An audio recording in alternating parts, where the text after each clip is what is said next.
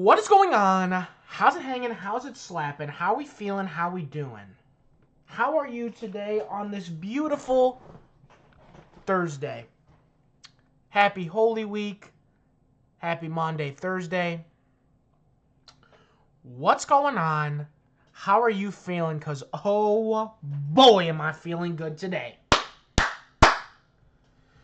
We got 2 videos coming out today. Don't mind the laundry in the back. We got 2 videos coming out today. We got the highly anticipated, highly sought after CAC mock draft 3.0, 6.0. And we've got the Bears CAC mock 3.0, if I remember correctly. Let's just go to YouTube really quick.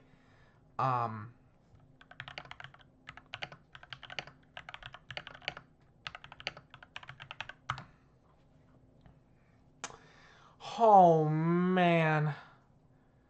22 days till the NFL draft, ladies and gentlemen, and oh, boy. CAC mock draft 6.0 and CAC Bears mock draft 4.0 coming out today, right after I make this video.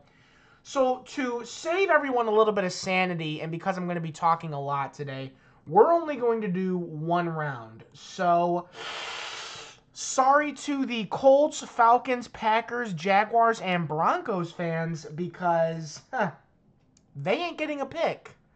No cap. So, y'all know the drill. Let's get it done.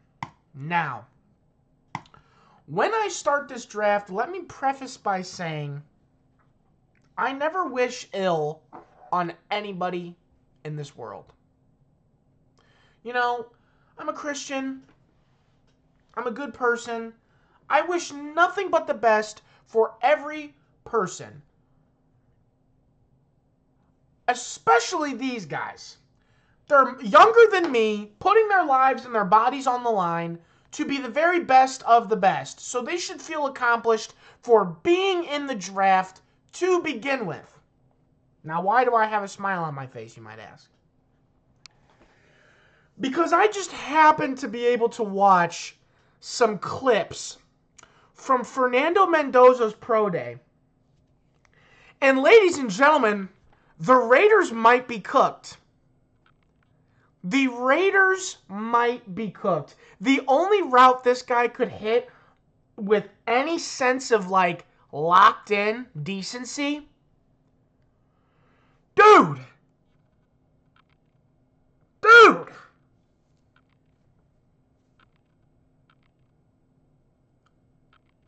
Was a cross route. Middle of the field. And even then it was up high or out in front. Fernando Mendoza missed passes. He looked uncomfortable. He didn't look like he was ready. And if you're going to be that dog, 17-0 or however much you go to win the championship undefeated, Indiana had a fairy tale picture perfect season this season. They were absolute dogs.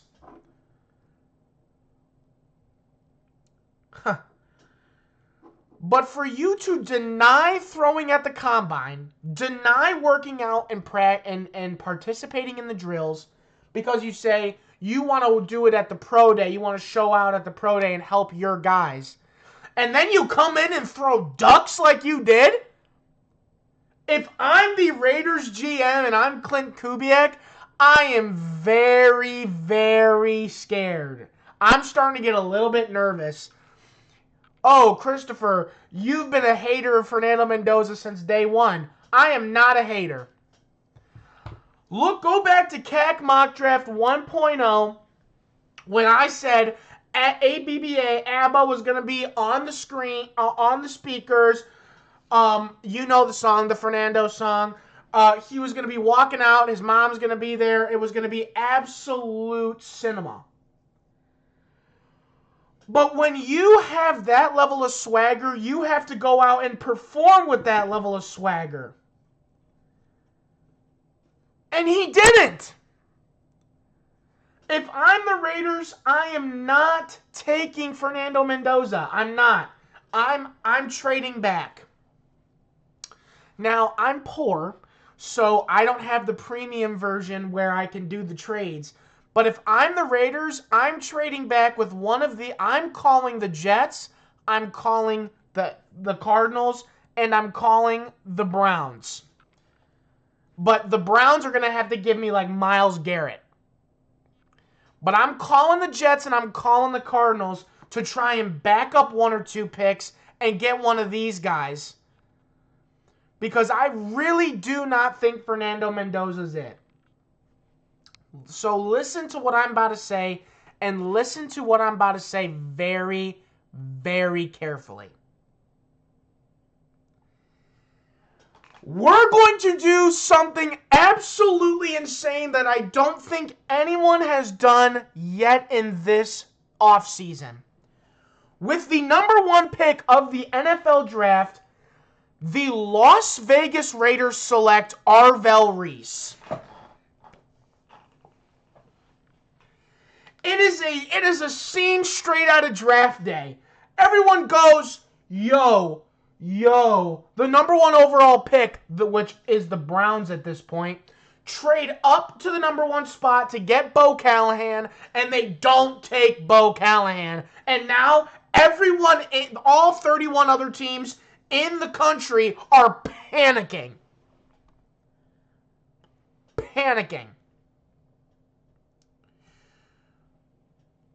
The Jets, they are lost. They don't know what to do because Arvell Reese was supposed to be their pick, and now they're spiraling out of control.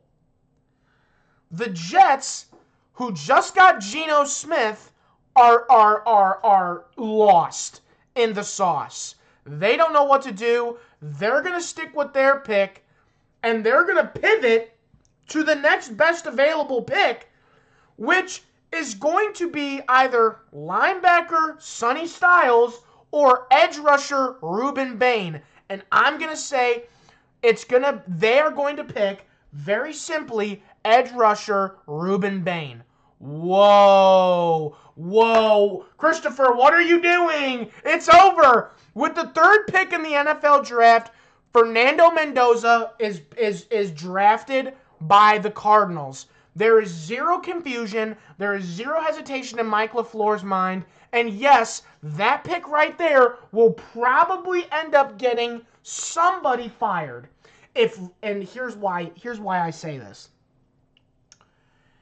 If Fernando Mendoza falls to the Cardinals and goes to the Cardinals and balls out, I'm talking transforms the team with Mike LaFleur, who has been making Matthew Stafford looked very good for a while. Then Aaron Glenn, or the GM of the Jets, or the GM of the Raiders is going to be fired because of it. Now, if they get the prodigal QB prospect here, and they don't make him look good, and he looks buns, which I think he's probably going to, then the Jets and the Raiders will be praised as people who had an intelligent scouting department, and Mike LaFleur and the GM of the Cardinals will be out the door in 3 years. I said what I said. Fernando Mendoza is not the number 1 pick. He should not be the number 1 pick. He did not look comfortable, period, at his pro day. Indiana pro day.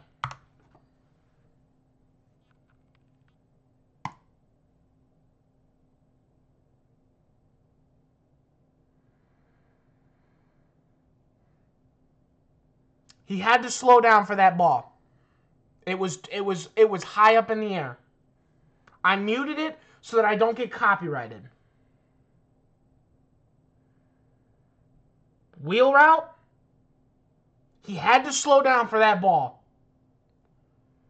And in that moment, with that duck hanging in the air like that, dude, you think an NFL level cornerback or safety Kobe Bryant, Minka Fitzpatrick isn't going to absolutely slime that running back for that ball? You are kidding me. That's a hospital pass. Overthrown. Look at him! He looks uncomfortable. He does not look settled. I get it. You have 32. I gotta give him the credit where credit's due. He has 32 scouts and GMs watching that. That ball has to be in his chest, and it was up here. He's going to get that. He's going to get it intercepted every single time. Listen, I'm a fat guy who's trying to go back to school to get his master's, who has not an athletic bone in his body, bro. I was the kid that when I was sitting on the soccer field, I was more worried about the stuff in the grass than the ball rolling past me into the goal, okay? I have no athletic talent in my body, but listen to me when I tell you this. I have watched and played on Madden. I played enough Madden. I've watched enough football. I've watched enough ESPN and SportsCenter and all that shenanigans to know when I see a quarterback that looks unready to play at an elite level. That's the pass that he's good at. The cross route, where he can hit him like it's backyard football.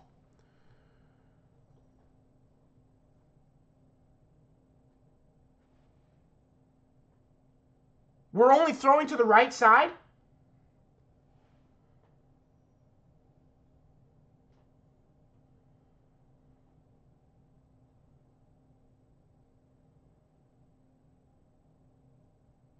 He had to slow down for that. Listen to me. I'm telling you right now.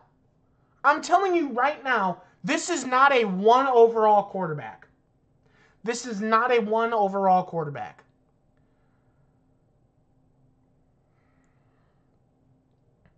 Let's watch this. Let's watch this throw.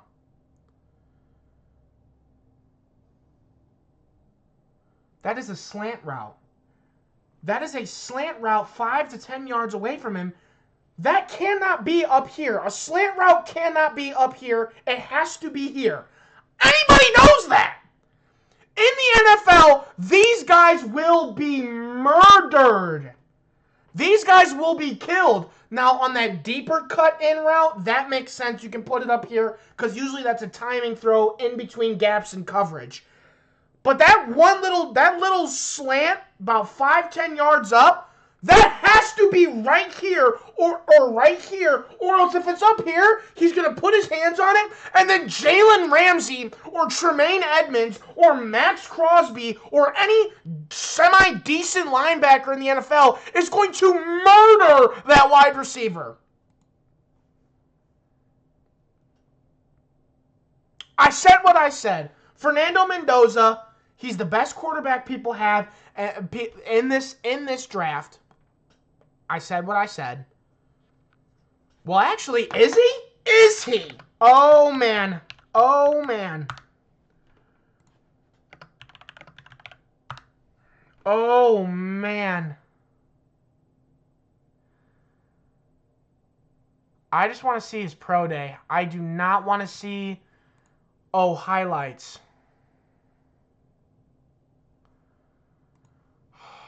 I really hope this isn't just like... See, this is just slop.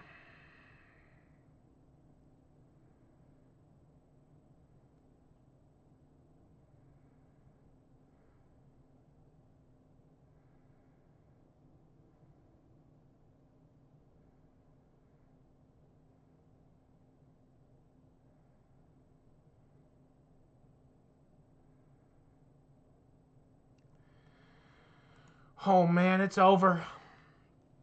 It is so ungodly over. It is so over. Okay, I got to keep moving it. I'm 14 minutes in.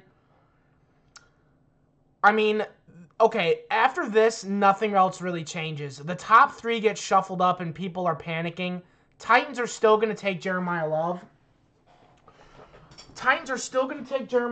It's still going to happen. Giants are on the clock, and they're going to take Sonny Styles. Sonny Styles paired up across from my boy Tremaine Edmonds is a disgusting duo. Browns are on the clock, and the Browns are not going to mess around with this. They are going to take, they're going to take who they should be taking, which is a wide receiver to pair up with Carnell Tate. Or they're going to take Carnell Tate, but they're going to pair him up with Jerry Jeudy and give Shedeur Sanders some weapons. These guys are on the clock, and the Washington Commanders are on the clock, and again, everything is shuffled up. I really do think Caleb Downs showed that he is an elite level guy. And while I do think that they could benefit from a D lineman, I really think safety is a huge, especially arguably if he's still arguably one of the best people in this draft. I see Caleb Downs going in the top 10. Saints are going to jump on this David Bailey train like it's nobody's business. I mean, like, especially because everything up here has been thrown off. I definitely think David Bailey is a top 10 pick, and I think he will be picked up. DB, edge, wide receiver. You can definitely make the argument for a couple of people here that are going to get grabbed.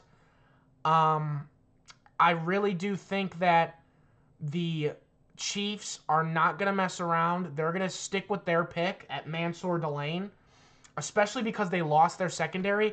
If for some reason Caleb Downs falls to 9, I think Caleb Downs will go to the Chiefs.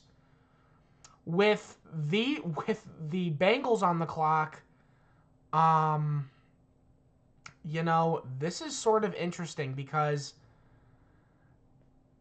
defensive interior is definitely a need for the Bengals, but you can't grab a defensive interior guy this high. I think they're going to go with Dylan Thieneman because they need a safety. Dylan Thieneman is really the last good safety of this first round, and that's what is going to happen. Okay. Dolphins on the clock and wide receiver guard DB. There is a lot of need, I think, more so than just what they're saying. I think the Dolphins are going to take Francis Magoa. Oh, but they don't need a tackle. They need a tackle. They need just about everything.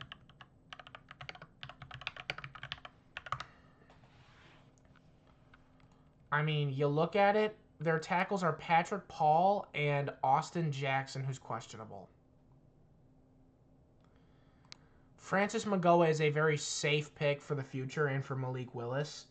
And I think that that's what they're going to do, especially seeing that this guy's a top 5 that fell out of the top 10. Okay, pick 12. Linebacker, corner. Okay. And defensive interior. The Cowboys, I mean, things are looking okay for them. But seeing as there's so... I think that they're definitely going to reach here. Seeing as just about everybody in this combine, in this draft needs a linebacker in the next 10 picks or so. I definitely think that these guys are going to take C.J. Allen early. Just to lock in that pick, just to secure it. Tackle. Spencer Fano on the clock. He goes. Spencer Fano's off the board now. He's off the board, and the Rams get a good guy. They get a lineman that can play. They get a lineman that can protect Matthew Stafford and the quarterback of the future. It's a good pick.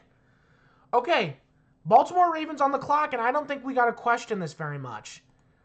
I think that they're going to go get a wide receiver. I think that it just makes sense. I think that the Bucs, seeing what's out here, I think that the Bucs are not going to wiggle very much on who they're going to pick. I think that a tight end would be a very good pick here, but again, with Cade Otton there, I think Vega's a better pick for them. I think that really just solidifies their O-line. I think it would help them in the long run. Jets back on the board after getting Ruben Bain. And so now everyone's wondering, oh, well, what do they do now? I think they go and get a defensive monster. I think they go get Jermod McCoy. I think it just makes sense for them to go and get a corner that can ball, to get a corner that can play the game well. I think that Jermod McCoy will go off the board. I think that coming up here, who do you take here as a Lions fan? Now, you could argue that they could take a tackle, but D-line is also a very intriguing pick to me. D-line is a very intriguing pick to me, and I see Akeem Mesidor here as an option. And if they want to be ready now with Aiden Hutchinson at one end and Akeem Mesidor at the other, that might be disgusting. That might be, like, really disgusting. Let's take a look. Tackles. They did just lose. I mean, they signed Larry Borum. But again, there's tackles in this second round that they can go and get. And I do think that a big, major need, I think Akeem Mesidor is a very interesting pick for the Lions. I would actually be as a diehard Bears fan, I would be crying. That sounds so scary for Akeem Mesidor and Aiden Hutchinson to be on opposite ends of the line with Aleem McNeil in the middle. Oh, dude, it's over. Okay. Running back, center, defensive interior, safety. I think that they take safety here. I think Emmanuel McNeil-Warren to the Vikings is pretty much, to me, a lock. I really do truly feel like it is.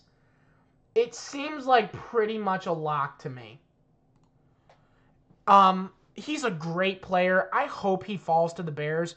But with Harrison Smith gone, or at least aging, Emmanuel McNeil-Warren is a very valuable replacement. Okay. Panthers, wide receiver. I don't think they need a wide receiver. I think they take Kenyon Sadiq. I think that the Panthers take Kenyon Sadiq, and the man is going to be a monster. Okay, corner is still there. Linebacker, defensive interior. They already got their linebacker. I definitely think they take corner here. I know Avian Terrell has had some questions about his draft capital because he's been hurt. People have been worried about where he's going to go. Again, I think these guys are going to reach. I think they're going to take Avian Terrell, especially because the cornerback room thins out mega after, Colton Hood, but like they don't have these guys don't have another pick till the middle second round. So Steelers on the clock, and it's a wrap. It's a lock at this point. Monroe Freeling for sure is gonna get grabbed here. Then you go on to the Chargers, and they need a guard, a defensive interior, and a safety. The next best guard here is Emmanuel Pregnone. I don't think anyone can make that argument that he goes that high. I think if you look at it, they need a wide receiver, and they definitely do. I don't disagree that they need a wide receiver. Give me Jordan Tyson to the Chargers. Okay, so the Eagles are on the clock now, and tight end, edge, safety, wide receiver. This would be really fun if they did this. I'm seeing either Kedrick Falk or Omar Cooper Jr. as two very reasonable picks right here. Looking at where they're trending, the Cowboys saying they're most likely to take him.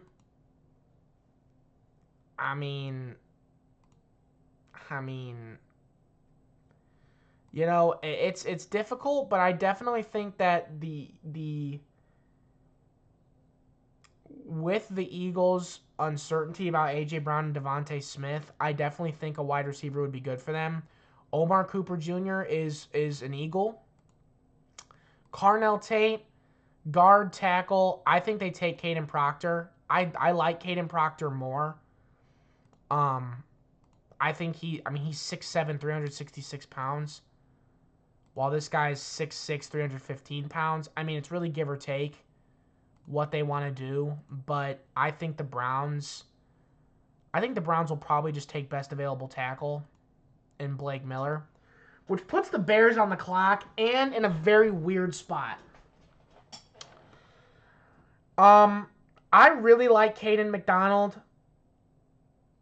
But at the same time, I don't think you can pass up on a guy like Kedrick Falk. I don't. I mean, can we look at Kedrick Falk?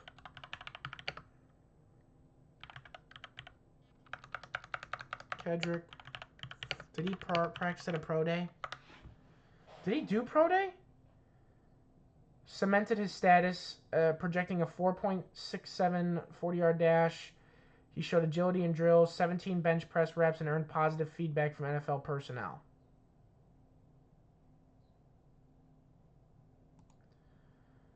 Okay, let's take it. Yo, get out of here with these ads, bro. No one cares. Oh, man.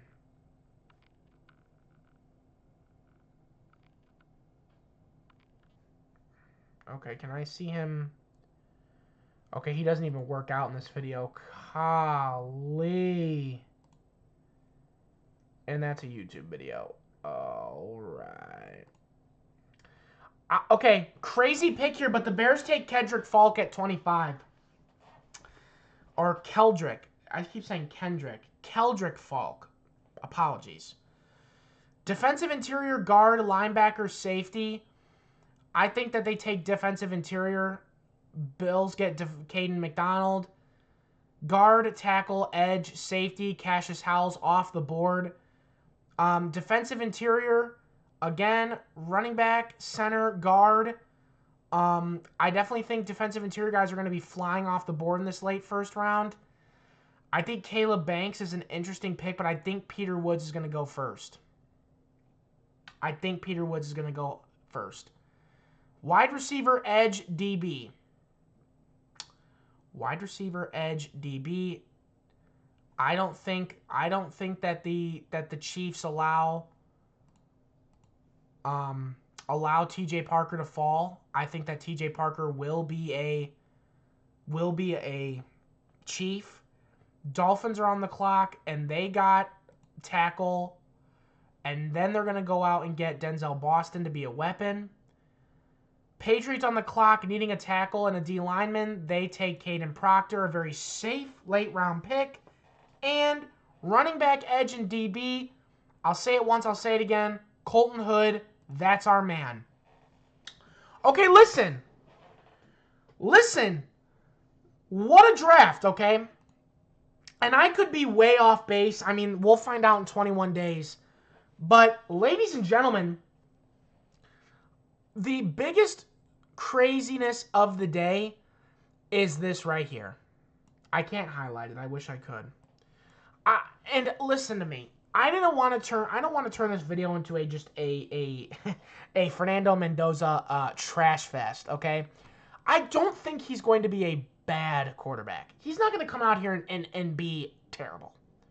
He's going to be a good QB. I don't think he's a first overall talent. I don't. I think that he has some struggles. I think he has some things he's going to need to work on. I think he played really well in a very good system like J.J. McCarthy. And look at J.J. McCarthy. Look where he's at. And yeah, he's got injury and all this stuff, but they drafted J.J. McCarthy in the like 10 to 15 range, if I remember correctly. Or maybe it was even lower, but I don't remember. But all that I'm saying is that the Raiders have to think what the best possible pick is. Best possible. And I think it is Arvell Reese for them, for their future.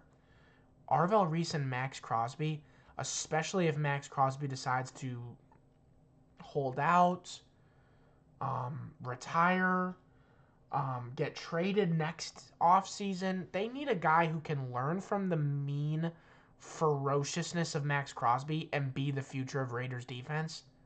It's Arvell Reese. It's Arvell Reese. They spent so much on their defense this offseason and so much on their team in general.